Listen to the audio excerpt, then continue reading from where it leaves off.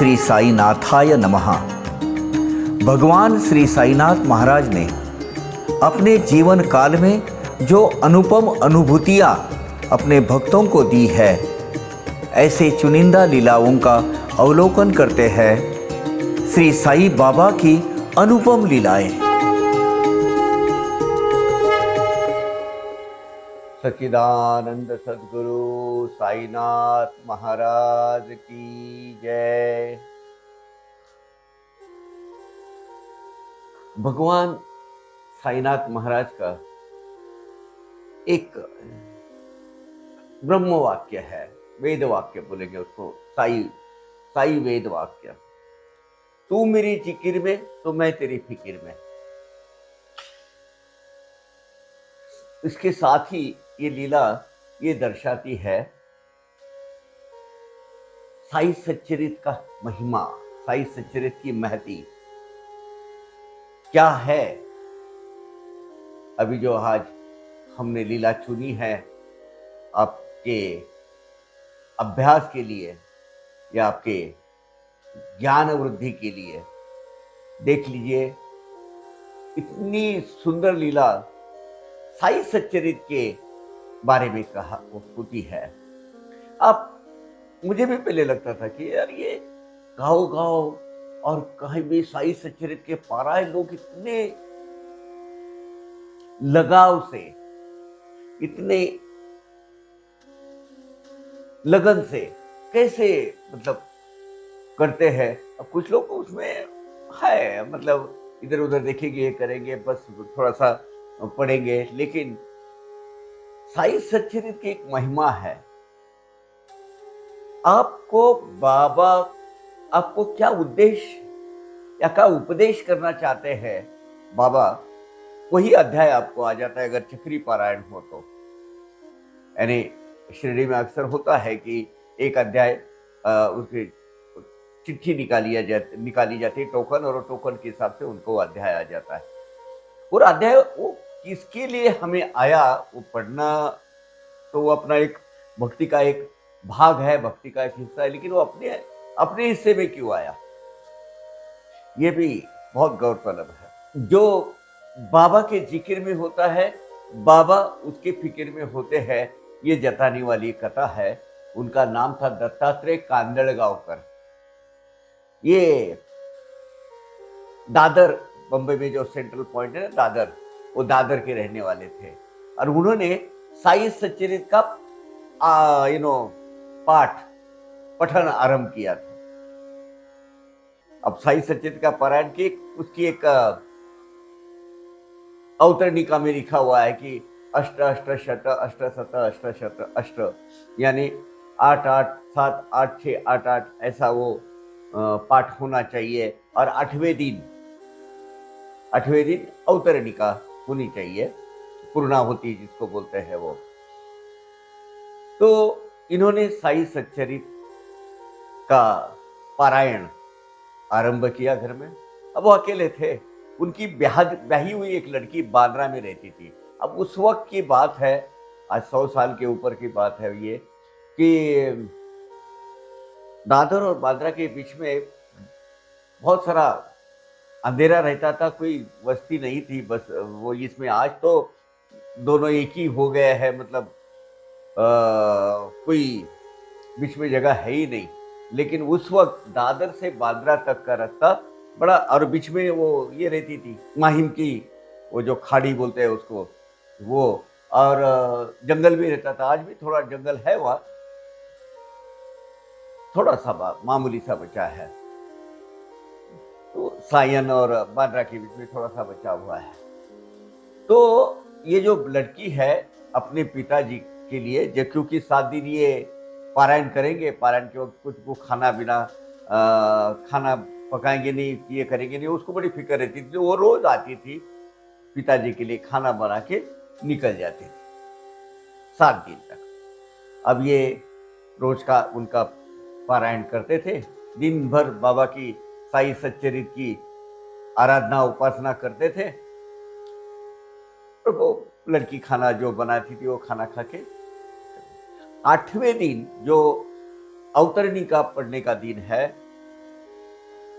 जो उसको पूर्णाहुति और पूरा पूजा बीजा करने का जो दिन है वो 8वां दिन होता है। अब उसको वो साधन सामग्री सब लाने के लिए ये बाहर गए। अब वो लड़की आई, उसने खाना पीना बनाया और इनका इंतजार करते बैठी। तो ये जरा बाहर गए हुए थे। अब ये जरा थोड़ा सा लेट हो गया लड़की को, बहुत इंतजार करते बेटा, ये बाहर गए हुए थे। इतने में वो लड़की शाम हो गई, अंधेरा गिरने लगा सामने। 8वां दिन है, शाम एकदम चारों तरफ अंधेरा छा गया। अभी डरने लगी, अकेली है। तो उनके पिताजी का रूप लेकर साईं बाबा वहां पहुंच गए। अरे बोले बेटा, मैं ये सामान विमान लाने गया था, इसीलिए देर हो गई, ये रखता हूं और चल मैं तुझे छोड़ के आता हूं। तो उनके पिताजी के रूप में बाबा दादर से लेके उनके प्रवास में उसके साथ हो लिए, बांद्रा को घर को पहुंचा। बोले चल बाबा आओ ना, ऊपर आओ, थोड़ा चाय पानी और लेके जाओ। बोले नहीं नहीं, आज बहुत अभी लेट हो गया, अभी मुझे उधर जाके वो सब ये करना है, सब व्यवस्था करनी है, बहुत सारा सामान और भी लाना है, तो मैं बाद में आऊंगा। वापस चले गए। दूसरे दिन जब वो लड़की वापस आई, तो रोज आती थी खाना बनाने के लिए, तो वापस जब आई बोले वो कोसने लगी, क्या हुआ था कल, अगर 5 मिनट के लिए ऊपर आते तो। वो वैसे ही चले गए, मुझे बुरा लगा, इसके लिए कहा। अब ये आदमी सुन रहा है कि मैं कल इसके साथ कब गया, मैं तो सामान ला के घर में आ गया, ये तो खाना खा के उतना एक चाबी रहती थी, ताला लगा के एक गए चली गई, ऐसा मैं समझ रहा हूं। मैं कब गया इसके साथ। बोले कल मेरे साथ आए और नीचे के नीचे से चले गए, ऊपर मेरे पास आए नहीं, वो कुछ पहले दूसरे माले पे रहती होगी, मल्टी स्टोरी बिल्डिंग में कुछ होती होगी। तो बोले वैसे ही चले गए, अंदर आए ही नहीं, बैठे ही नहीं। वो कोसने लगे अपने पिताजी को, थोड़ी नाराज होकर। अब बच्ची है, मन में दत्तात्रेय नाम जो इनका था भक्त का, समझ गए मेरे बाबा ने मेरा रूप धारण कर मेरे बच्ची को अपने घर तक छोड़ दिया है। आंख से आंसू आ गए उनके कि भगवान, आज 9वां दिन है, 7 दिन हो गए, कल का 8वां दिन मैंने अवतरने का कि और आज तुमने मुझे ये लीला दिखाई। साई सच्चरित की महती क्या है, साई सच्चरित क्या है।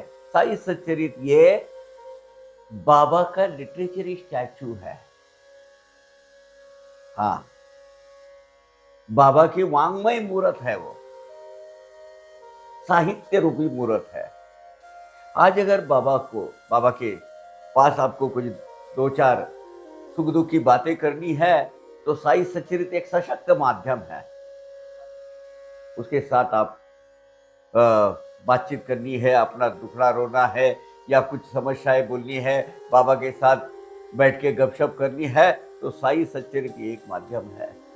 देखिए कांदळगावकर, दत्तात्रेय कांदळगावकर, जो उन्होंने 7 दिन का साई सच्चरित किया और 8वें दिन उनके साथ बाबा ने क्या लीला की और क्या करिश्मा दिखाया। उसकी बच्ची, उनकी जो लड़की है, ब्याही लड़की अपने घर में बांद्रा में थी, वो उसको घर तक छोड़ आए, अपने ही भक्त का रूप लेकर, अपने ही भक्त का स्वरूप लेकर उनके पास जाके आया। और इन्होंने समझ गया ये मेरे बाबा की कृपा है, मेरा ही स्वरूप धारण कर मेरे बच्ची को लेके गए साथ में। ऐसी एक कथा बाबा के जाने माने भक्त एडवोकेट भाऊसाहेब धुमाड़, जो नासिक के रहने वाले थे, अब वो जरा थोड़ी सी जानी मानी हस्ती थी, तो वहां के डिस्ट्रिक्ट लोकल बोर्ड के वो प्रेसिडेंट थे। जो लोकल बोर्ड बोले तो आज की नगर पालिका या महानगर पालिका, ऐसा कुछ समझ लीजिए आप। वहां के वो अध्यक्ष चुने गए थे और दिन भर के बहुत सारे कागजात उनके पास साइन के लिए आते थे। अब अपने दिन भर में व्यस्त रहते थे, शाम को वो आता था और वो साइन करने के लिए पट्टे वाला बोलते हैं, यानी प्यून जो है, सिपाही आता था, उनके सामने एक रखता था, वो साइन करते थे दिन भर के जितने भी कागजात है उसके, और कभी कभी तो हजारों कागजात आते थे, सबके साइन करके। अब उस वक्त क्या था, अभी आज के जैसा बॉल पेन वगैरह नहीं था, वो शाही का पेन, वो दो तो टाक और वो रहता था ना उसमें, उससे लिखना पड़ता था। उसमें कभी शाही जरा जरूरी ज्यादा ही गिरती थी तो ब्लॉटिंग पेपर से वो उसको ड्राई किया जाता था, तो वो पट्टे वाला ये साइन करेंगे वारकी के पट्टे वाला उधर ब्लॉटिंग पेपर रखता था, और वो ये रोज का सिलसिला था। एक दिन हुआ ऐसे, वो सिपाही आया साइन करने के लिए कागजात का, वो पूरा दफ्तर रख दिया उसने, और इतने में उनके जान पहचानत वाले धुमार साहब के आ गए। बोले ठीक रहने दे, बाद में मैं साइन कर दूंगा, तू जा। पट्टे वाले को, जो सिपाही है उसको उसने घर को भेज दिया। अब उनके साथ बात करते करते आधी रात कब गुजर गई पता ही नहीं चला, वक्त कैसे निकल गया। फिर रात को सो गए, फिर दिन भर में उनकी जो प्रैक्टिस रहती थी वकालत की, वो करने में वो व्यस्त रह गए। रात को फिर वो सिपाही लेकर आया। सिपाही, अब वो पहले दिन जो रखा था उसका जरा ज्यादा ही था, मतलब साइन करने के जो पेपर थे बहुत ही थे, मतलब बहुत बड़ा गट्ठा उधर रखा था उन्होंने, क्या वो वहाँ साइन करने के लिए वो रखा था वो सिपाही ने।